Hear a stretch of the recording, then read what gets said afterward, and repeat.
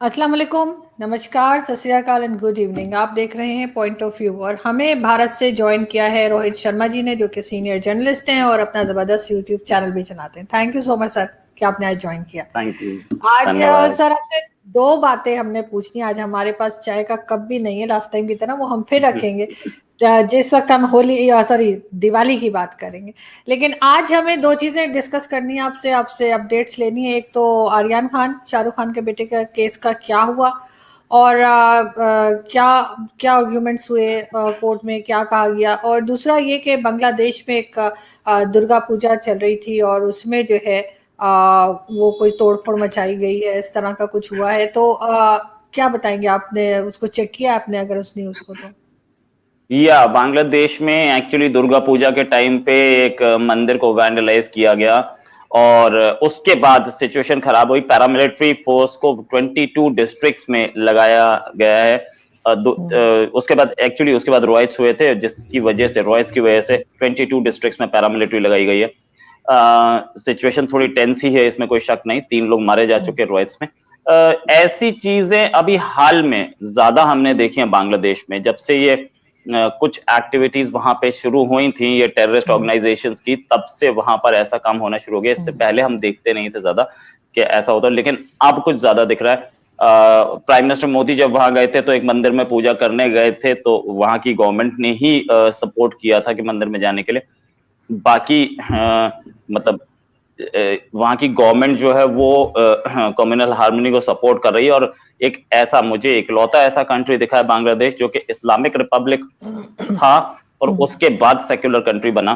तो अगर उसने इस्लामिक रिपब्लिक से सेक्युलर कंट्री बनने का एक डिसीजन लिया था और उसको पार्लियामेंट ने पास किया था, तो it was a major decision.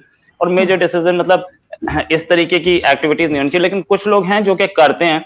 और मंदिर तोड़ने का या ऐसे वैंडलाइजिंग और दुर्गा पूजा टाइम पे या किसी और टाइम पे, फेस्टिवल्स टाइम पे ऐसा जो अब नया ट्रेंड दिख रहा है, इसके पीछे कुछ वेस्टेड इंटरेस्ट हैं और कुछ वेस्टेड कम्युनिटीज हैं जो कि हार्डलाइनर्स हैं और ये टेररिस्ट ऑर्गेनाइजेशंस जो वहां एक्ट कर रही हैं, वो लोग भी चाहते हैं कि वहां की सिचुएशन खराब हो। और दूसरा, बांग्लादेश जिस तरीके का कंट्री है, वहां पे कम्युनल हार्मनी हमने देखी थी, काफी अच्छी थी काफी टाइम से, और उसके उसके पॉजिटिव रिजल्ट्स भी मिले। बांग्लादेश जो है अपना पर कैपिटा जीडीपी या आप जिसे बोले पर पर्सन इनकम में इंडिया से और पाकिस्तान से, मतलब सार्क में वो बहुत अच्छी लेवल पे, इंडिया से और पाकिस्तान से तो ऊपर ही है। तो वी फील के वहां के ये जिस तरीके के इंसिडेंट्स हो रहे हैं, ये ज्यादा दिन वहां पे नहीं चलेंगे। वहां की गवर्नमेंट इसको कर्टेल करना चाहेगी 100%। और क्योंकि उनको इसके रिजल्ट्स अच्छे मिल रहे हैं, कम्युनल हार्मनी के, पीस के रिजल्ट्स अच्छे मिलते हैं और हमेशा अच्छे मिलते हैं, काम अच्छा होता है, लोग अपना रोजगार पे जा पाते हैं। और आपकी आवाज कम आ रही है, वो इसीलिए फोन में बस। तो काम अच्छा चलता है, लोग अपने रोजगार पर जा पाते हैं। और इनफैक्ट जो हमने देखा है वो ये ऐसे कंट्रीज डेवलपमेंट बहुत फास्ट करते हैं और उनकी डेवलपमेंट होती दिख रही है। वो पोलियो एराडिकेशन में इंडिया से पहले किया उन्होंने, पाकिस्तान इंडिया से भी पीछे था। और दूसरी डेवलपमेंट्स होंगी, उनकी जो इकोनॉमी है, उनके एक्सपोर्ट्स हैं, वो सार्क में सबसे बेटर राइज कर रहे हैं, सबसे फास्टेस्ट राइजिंग है सार्क में इकोनॉमीज में। तो बांग्लादेश में ऐसी चीजें जो हैं वो हमें कम दिख रही थी, लेकिन ऐसा इंसिडेंट आया है सामने, अनफॉर्चुनेट है। और वो भी एक जगह कहीं पे कोई वायलेंस हुई और उसका एक असर दिखे हमें 20-25 डिस्ट्रिक्ट्स में, तो ये एक सीरियस इशू है, क्योंकि ये प्लान्ड होता है। अगर एक जगह हुए और उसी जगह तक वो लिमिटेड रहे तो हमें लगता है कि ये प्लान नहीं है, राइट। अगर वो उसकी वजह से 10 जगह और रॉयट हो जाए और 10 जगह और पैरामिलिट्री लगानी पड़े, इसका मतलब ये प्लान्ड इवेंट्स है, कहीं से कोई प्लान करने की कोशिश कर रहा है और वो प्लानिंग से काम हो रहा है। तो ये जो वहां का बांग्लादेश में जो अभी हाल में पोलराइजेशन हुआ है, ये अब थोड़ा सीरियस टर्न ले रहा है। एंड आई थिंक वहां की जो प्राइम मिनिस्टर हैं वो मतलब एक ही कंट्री ऐसा हमारे सार्क में कि एक लेडी प्राइम मिनिस्टर बनती है और वो जाती है तो दूसरी लेडी आ जाती है, और मतलब मेल्स के लिए कोई अपॉर्चुनिटी नहीं है वहां प्राइम मिनिस्टर बनने की। तो अभी हाल में तो लोग वो देख रही हैं, वो इस मामले को तो ध्यान से रखती हैं, और आई थिंक जल्दी ही इसमें कुछ वो एक्शन ले लेंगे। बिल्कुल उनको लेना भी चाहिए इससे पहले कि ये बात ज़्यादा बढ़ जाए। और जैसे हम कई बार देखते हैं कि पाकिस्तान में भी इस तरह के केसेस होते हैं, और अब गवर्नमेंट थोड़ा सा स्ट्रिक्टली उन चीज़ों को देखने लगी है, उन चीज़ों के ऊपर एक्शन करने लगी है। तो आई होप कि ये चीज़ें कुछ कम होंगी, लेकिन शुरू में क्योंकि देखा नहीं गया, तो हम अक्सर ही लास्ट ईयर भी हमने काफ़ी सारे केसेस इस तरह के देखे। इनफैक्ट एक बिल भी लेकर आने की कोशिश की गई पाकिस्तान की पार्लियामेंट में, जो हो सकता है आपको पता हो, कि उसमें उन्होंने ये कहा गया था कि किसी का भी रिलीजन चेंज नहीं करवाया जा सकता, चाहे वो 18 ईयर्स का हो या 12 ईयर्स का हो या जितनी भी उम्र हो। तो उसके ऊपर एक, क्योंकि बार बार यहाँ पे ये बात की जाती है, और ये बात है भी किसी हद तक कि सिंध में, स्पेशली जो है सिंध में, केपी के और कई जगह पर जो हिंदू लड़कियां होती हैं, हिंदू बच्चियां होती हैं, उनके रिलीजन चेंज करवाए जाते हैं और फिर उनकी शादियां करवा दी जाती हैं किसी मुस्लिम से। उस चीज को रोकने के लिए स्पेशली सिंध गवर्नमेंट ने ये बिल लेकर आए थे, लेकिन अनफॉर्चुनेटली अभी तक जो न्यूज हमें सुनने को मिली है वो यही कि ये बिल पास नहीं हो पाया। इसका मतलब है कि गवर्नमेंट इसमें सीरियस नहीं है, और या गवर्नमेंट उन लोगों से डरती है जो ये मियाँ मिट्ठू टाइप के और इस तरह के कई कैरेक्टर्स जिनके हम नाम सुनते हैं, इनकी पिक्चर्स देखते हैं हम प्राइम मिनिस्टर के साथ भी और दूसरे मिनिस्टर्स के साथ भी, या जो भी प्रोमिनेंट फिगर्स पाकिस्तान में हैं पॉलिटिकल, उनके साथ हम मियाँ मिट्टू और इस तरह के लोगों की पिक्चर्स देखते हैं, जो हमें यही बताती है कि पिक्चर्स हमें यही आइडिया मिलता है कि ये लोग इनके आगे बेबस हैं और इनके आगे झुके हुए हैं और इनकी बात मानने के सिवा कोई चारा नहीं है। वरना ये बिल पास हो जाना चाहिए था, और इसमें यही था कि किसी भी दूसरे रिलीजन के किसी भी चाहे लड़की हो लड़का हो कोई भी हो, उसका मजहब नहीं बदलवाया जा सकता। जो जिस रिलीजन का है वो उसी में रहेगा। लेकिन अनफॉर्चुनेटली अभी तक जो न्यूज आई है, जैसे मैंने पहले कहा, कि वो इसी तरह की है कि वो बिल पास नहीं हुआ है और गवर्नमेंट ने भी उस बिल को पास नहीं किया है। तो रोहित जी, कोई इस तरह की प्रॉब्लम आपको भारत में देखने को मिलती है? वैसे तो खैर बहुत कम होती होगी आई एम श्योर, क्योंकि जाहिर है वहाँ पे मुस्लिम्स इतनी बड़ी तादाद में नहीं है कि वो मेजोरिटी बन जाए। लेकिन होता है क्या वहाँ पर कि जबरदस्ती किसी का आप रिलीजन चेंज करवाएं, कन्वर्ट करा के और फिर शादियां कराएं? क्या इस तरह का कुछ देखने को मिला है कभी भारत में?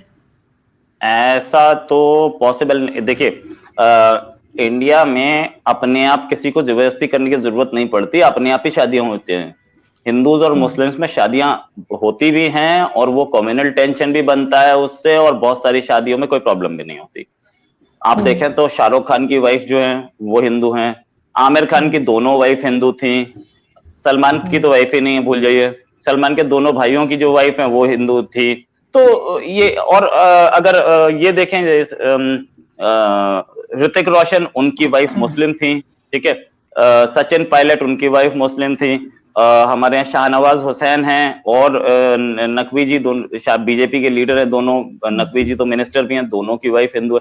तो ये कोई इंडिया में कोई नई चीज नहीं है, इंडिया में ये सब होता रहता है। और इनफैक्ट मैं बता रहा हूँ कि सचिन पायलट जो कि कांग्रेस के लीडर है, उनकी वाइफ जो है वो फारूक अब्दुल्ला की डॉटर है, और उनके जो बेटे हैं फारूक अब्दुल्ला के, उमर अब्दुल्ला, उनकी वाइफ खुद हिंदू हैं।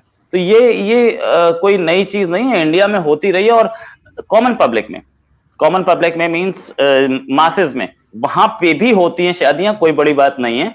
और ये इशू भी बन जाता है कई बार, फैमिलीज दोनों की एक्सेप्ट नहीं करती हैं, तो टेंशन नहीं, भी हो मगर जाती है। अपनी मर्जी से करने में और एक जबरदस्ती करने में फर्क होता है।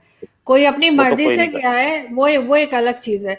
लेकिन पाकिस्तान में जो केसेस निकलते हैं उसमें से ज्यादा केसेस ऐसे होते हैं जो कि उनकी मर्जी नहीं होती, बल्कि जबरदस्ती में उनको मुसलमान करके कलमा पढ़ा के और इस तरह से शादी की जाती है। ये दोनों चीजों में फर्क है। कोई पसंद है तो ठीक है, किसी भी रिलीजन का, उससे फर्क नहीं पड़ता।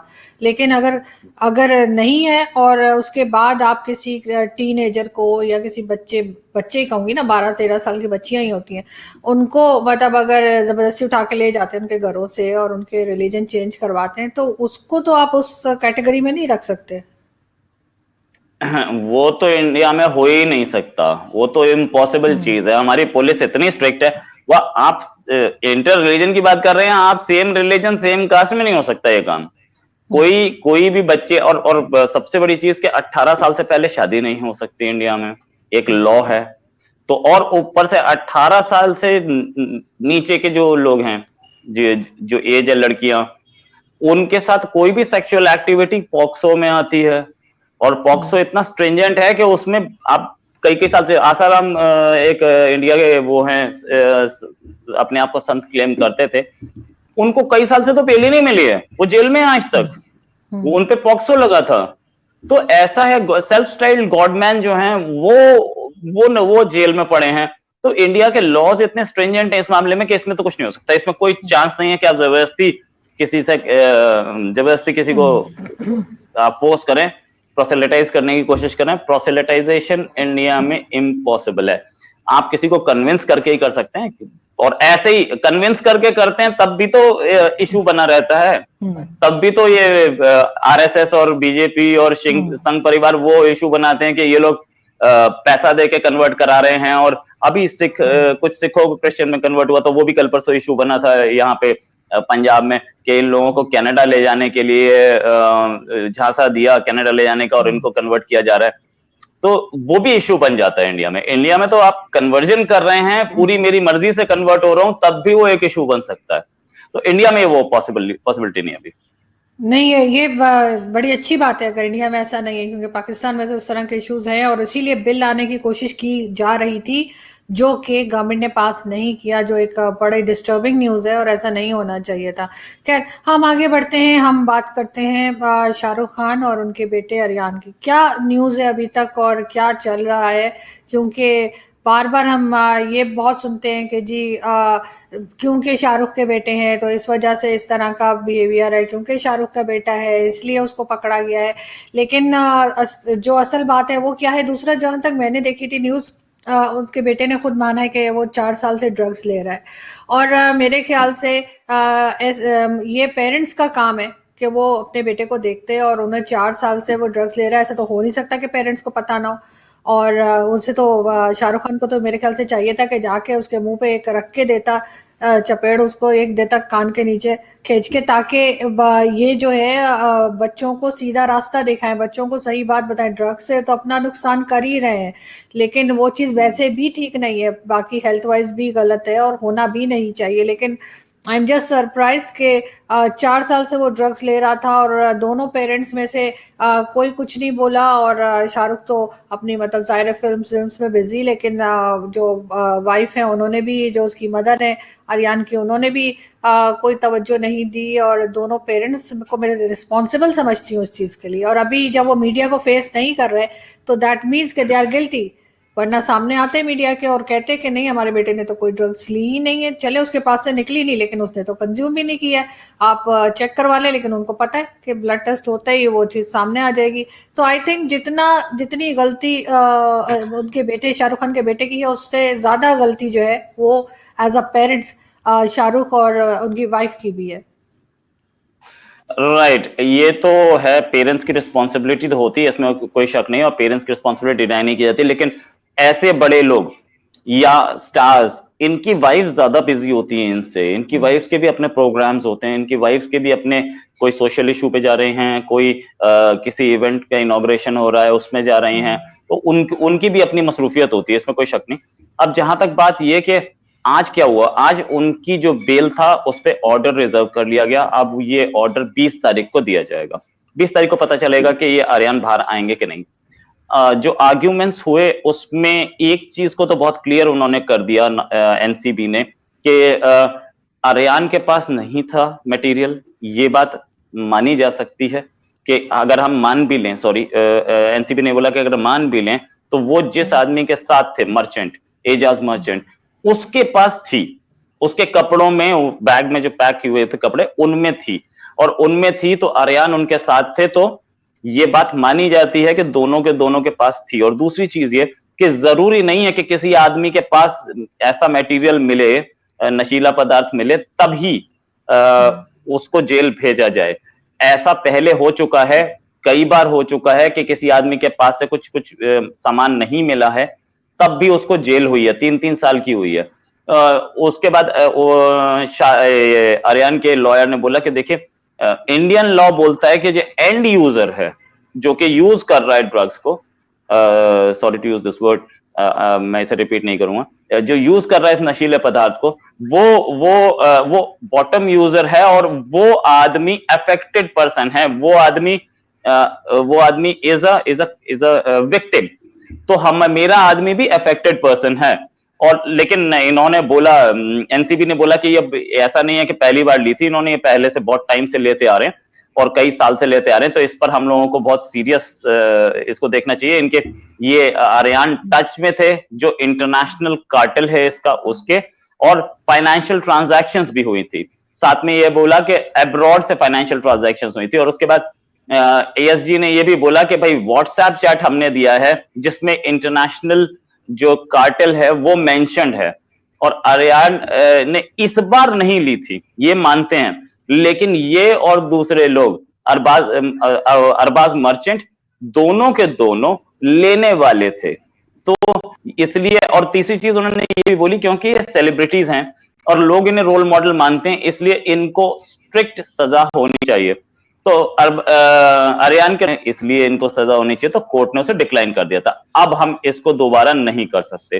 तो और दूसरी बात, एक चीज और बोली गई आर्यान के लॉयर की तरफ से, कि जिस दिन ये रेड पड़ी है उस क्रूज में, उस टाइम पे आर्यान थे ही नहीं वहां पे क्रूज में। तो कैसे नहीं थे वो प्रूव करेंगे, अभी प्रूव नहीं हुआ है।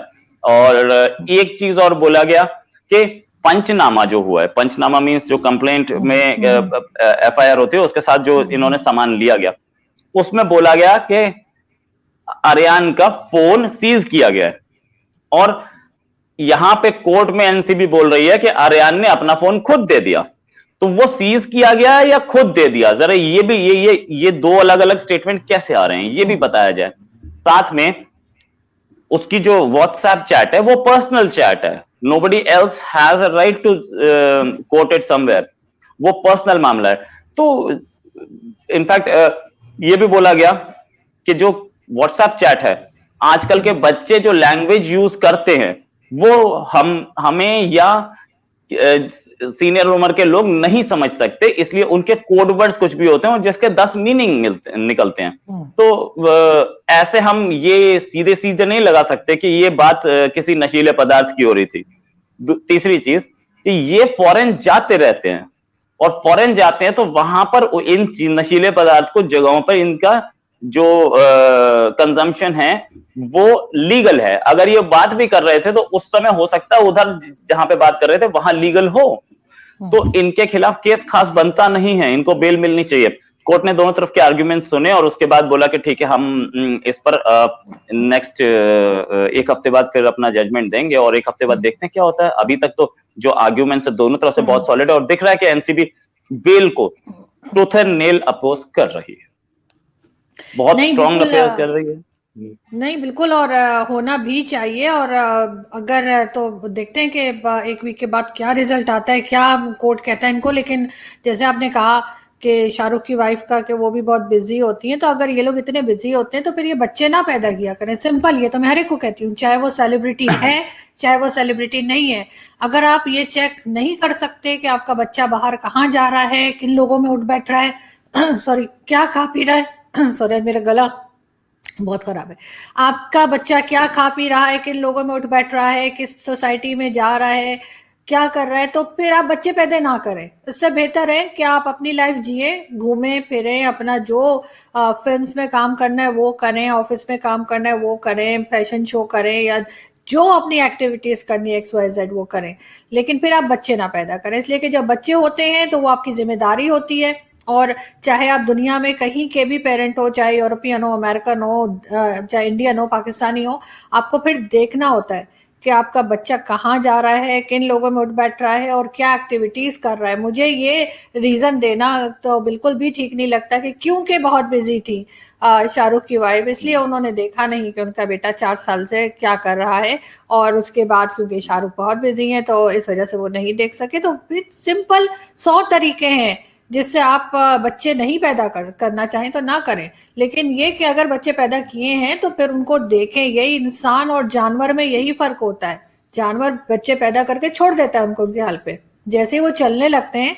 आप कोई पेट पाल लें, बिल्ली कुत्ता कुछ भी रख लें आप देखें जब उनके बच्चे होते हैं वो थोड़े दिन के बाद उनको छोड़ देते हैं उनके हाल पे, जब वो चलने लगते हैं। फिर इंसान में और जानवर में यही फर्क होता है कि इंसान का बच्चा जो है वो कहते हैं एक तो वो काम आता है, अपने माँ बाप का ख्याल रखता है सारी जिंदगी, और दूसरा ये कि माँ बाप भी देखते हैं कि वो बच्चा क्या कर रहा है, पढ़ाते हैं लिखाते हैं, लेकिन साथ साथ दूसरी एक्टिविटीज भी उसकी देखते हैं कि कहीं वो भटक ना जाए, कहीं वो कोई गलत इंसान ना बन जाए।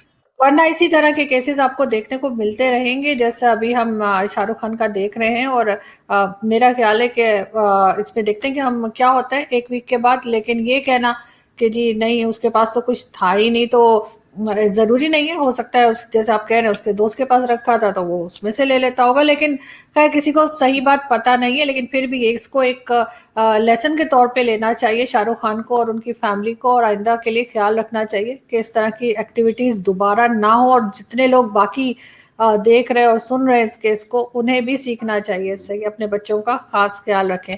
Thank you so much Rohit ji, तो मेरा भाषण खत्म हुआ। Thank you, thanks a lot. Thank you, आपसे फिर जल्दी मुलाकात होगी।